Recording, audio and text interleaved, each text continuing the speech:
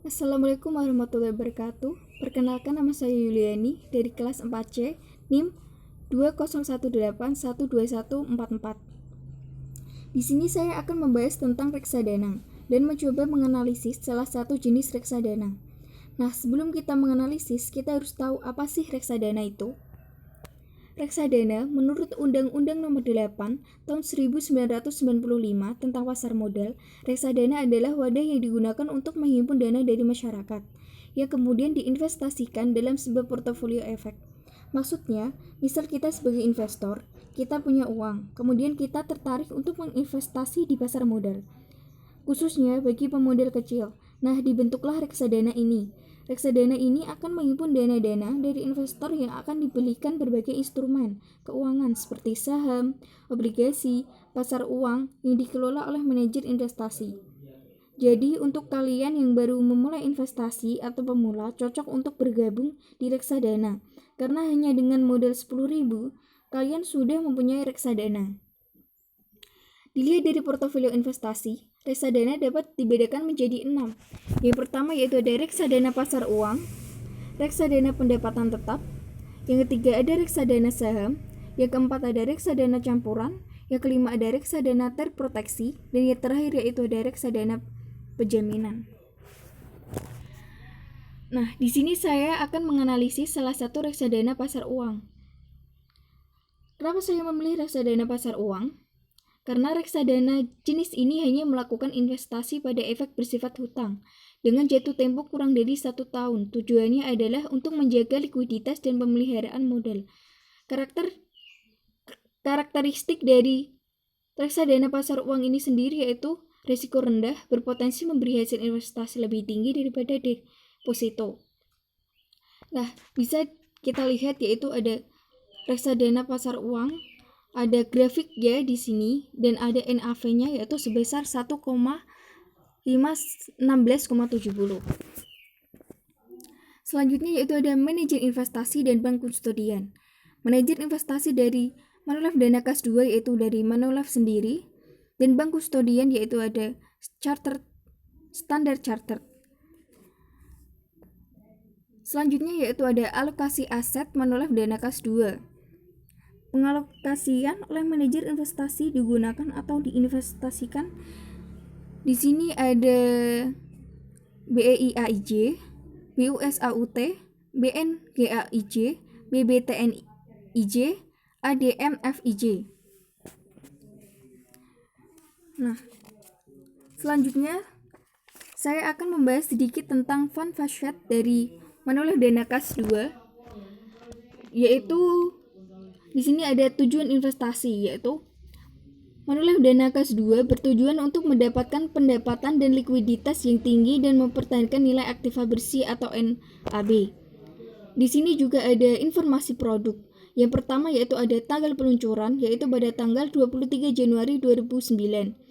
Di sini juga ada jumlah dana kelolaan, yaitu sebesar 1.914,85 juta miliar.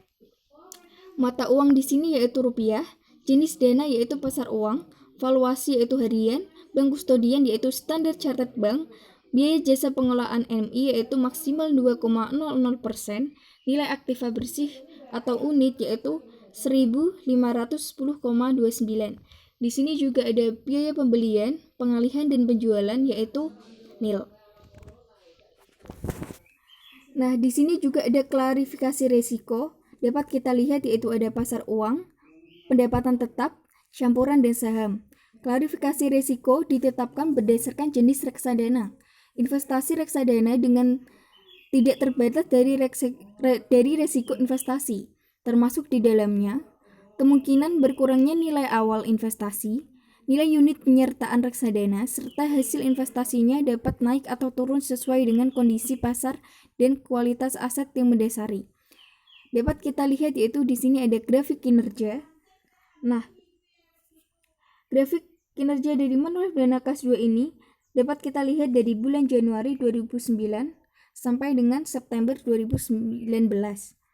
Nah, di sini juga ada 5 besar efek dalam portofolio. Di sini ada BBTNIJ, BDMNIJ, LIFPTN, SMFPER, TBI GIIC. Nah, selanjutnya yaitu ada sedikit penjelasan tentang manajer investasi. Manajer investasi berdiri sejak tahun 1996. PT Manulife Asset Management Indonesia atau MAMI adalah salah satu anak perusahaan Manulife yang menawarkan jasa manajemen investasi dan berbagai reksadana di Indonesia. Sejak pertama kali berdiri, MAMI secara konsisten berhasil mempertahankan posisinya sebagai salah satu perusahaan manajemen investasi terbesar di industri reksadana Indonesia. Dengan dana kelolaan mencapai 74 triliun per akhir Desember 2019. MAMI mengelola 24 produk reksadana yang terdiri dari produk reksadana pendapatan tetap, sukuk, saham yang termasuk reksadana saham syariah, campuran, pasar uang dan terproteksi atau termasuk reksadana pasar uang syariah dan terproteksi syariah. Dengan dukungan tim pengelola investasi yang profesional dan berpengalaman, MAMI terdaftar dan diawasi oleh Otoritas Jasa Keuangan dengan izin dari Bapepam. Bank kustodian di sini yaitu ada Standard Chartered Bank, yaitu telah memberikan pelayanan jasa kustodian sejak tahun 1991. Standard Chartered Bank adalah bank kustodian yang terdaftar dan diawasi oleh Otoritas Jasa Keuangan atau OJK dengan izin dari Bapepam tertanggal 26 Juni 1991. Sesuai peraturan OJK yang berlaku, bukti konfirmasi transaksi pembelian, pengalihan dan penjualan kembali merupakan bukti kepemilikan unit penyertaan yang sah yang diterbitkan dan dikirimkan oleh bank kustodian. Nah, di sini kita dapat lihat yaitu ada alokasi investasi, statistik reksadana, dan kinerja sejak diluncurkan.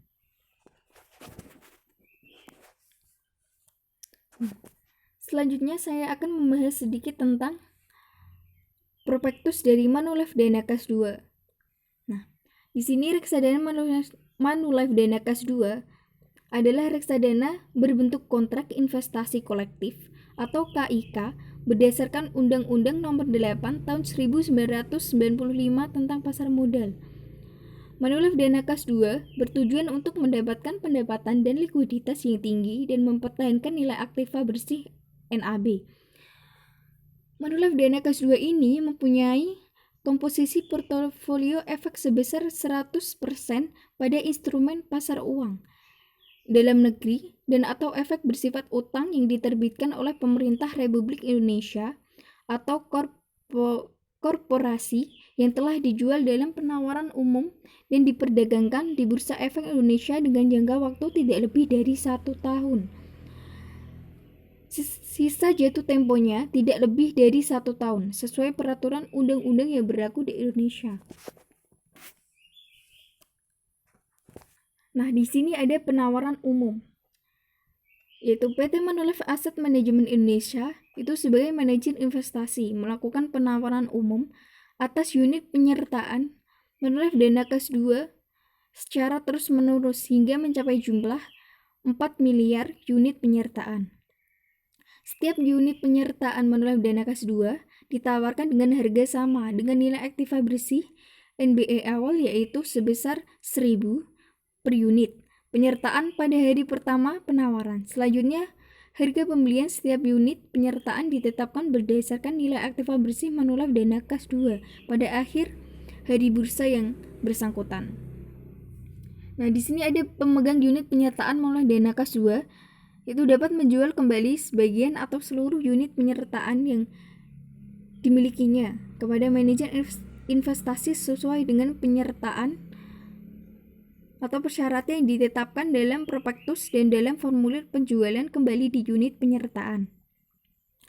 Manulife Dana Kas 2 ini menanggung biaya-biaya antara imbalan jasa manajer investasi maksimum sebesar 2% per tahun, dihitung secara harian dari nilai aktiva bersih Manulife Dana Kas 2 berdasarkan 365 hari per tahun dan dibayarkan setiap bulan, dan imbalan jasa bank kustodian maksimal sebesar 0,25% per tahun. Dihitung secara harian, dari nilai aktiva bersih manulife dana kas 2 berdasarkan 365 hari per tahun dan dibayarkan setiap bulan. Pemegang unit penyertaan manulife dana kas 2 tidak dikenakan biaya pembelian unit penyertaan dan biaya penjualan kembali unit penyertaan. Manulife dana kas 2 ini juga dapat dibubarkan dan harta kekayaannya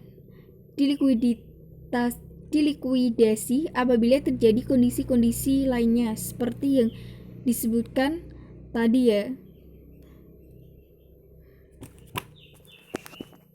Selanjutnya yaitu ada manajer investasi. Nah, di sini ada keterangan singkat tentang manajer investasi. PT Manulife Asset Management Indonesia didirikan pertama kali dengan nama PT Dermala Asset Management sebagaimana dimuat dalam Akta Pendirian Perseroan Terbatas PT Dermala Asset Management nomor 90 tanggal 16 Juli 1996 dibuat di hadapan Paulus Widodo Sugeng Haryono SH, notaris di Jakarta yang telah memperoleh pengesahan dari Menteri Kehakiman Republik Indonesia. Tanggal 16 Agustus 1996 dan telah didaftarkan dalam daftar perusahaan di Kantor Pendaftaran Perusahaan Kotia Jakarta Pusat. Dan pada tanggal 27 Februari 1998 serta telah diumumkan dalam Berita Negara Republik Indonesia nomor 33 tanggal 24 April 1998 yaitu susunan direksi dan dewan komisaris MAMI pada saat prospektus ini diterbitkan dimuat dalam Akta nomor 12 tanggal 11 Maret 2020. Dibuat di hadapan Aulia Taifani SH, notaris di Kota Administrasi Jakarta Selatan, yang pemberitahunya telah diterima oleh Kementerian Hukum dan Hak Asasi Manusia Republik Indonesia dengan surat nomor AHU AH 0103 0153249 pada tanggal 19 Maret 2020, yaitu sebagai berikut. Nah, di sini ada direksi. Yang pertama ada presiden direktur, yaitu Legowo Kusumo Negoro. Yaitu ada direktur, yaitu Justitia Tripurwasani, ada Afifa, ada Heriadi Indra Kusuma, dan ada Esra Nazula Rida.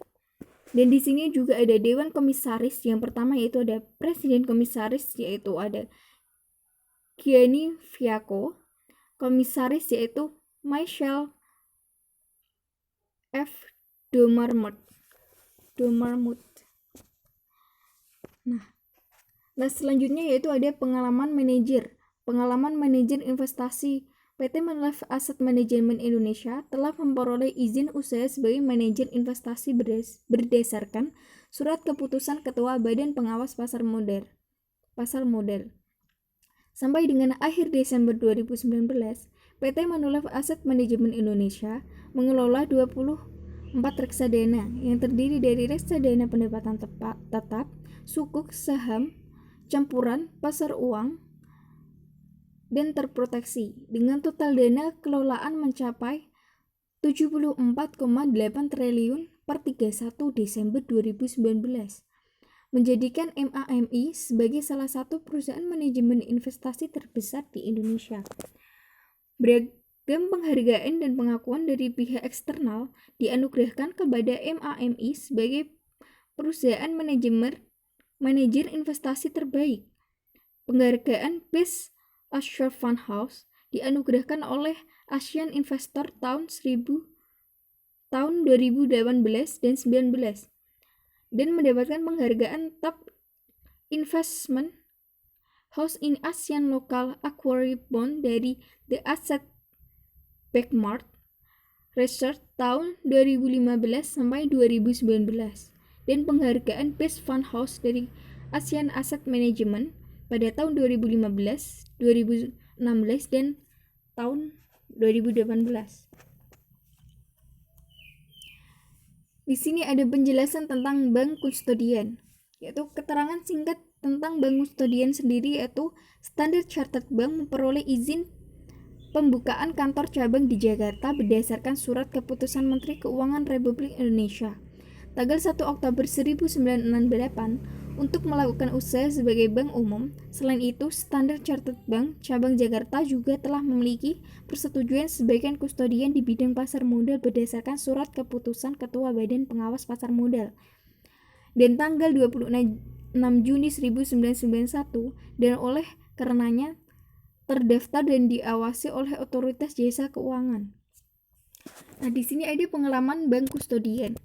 Pengalaman Standard Chartered Bank di sini ada pendirian juga, yaitu Standard Chartered Bank didirikan oleh Royal Chartered pada tahun 1853 dengan kantor pusat di London dan memiliki lebih dari 160 tahun pengalaman di dunia perbankan di berbagai pasar dengan pertumbuhan paling cepat di dunia.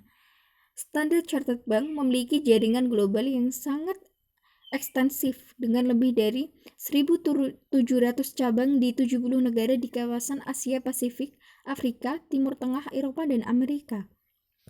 Kekuatan Standard Chartered Bank terletak pada jaringan yang luas, produk dan layanan yang inovatif, tim yang multikultural dan berprestasi, keseimbangan dalam melakukan bisnis, dan kepercayaan yang diberikan di seluruh jaringan karena telah menerapkan standar yang tinggi untuk tata kelola perusahaan dan tanggung jawab perusahaan.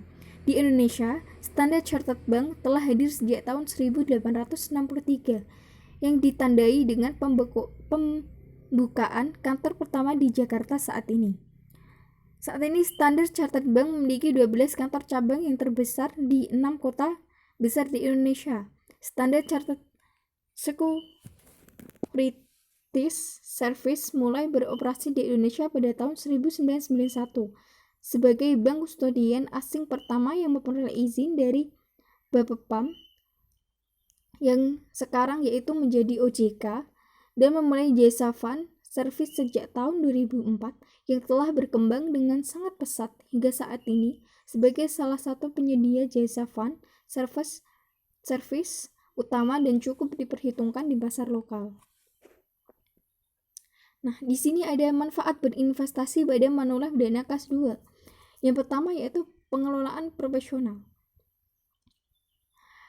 Portofolio investasi Manulife Dana Kas 2 dikelola oleh manajer investasi yang profesional dan memiliki keahlian khusus serta pengalaman di bidang pengelolaan dana.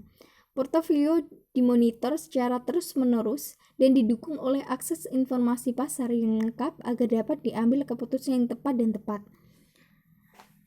Selanjutnya yaitu ada pertumbuhan nilai investasi.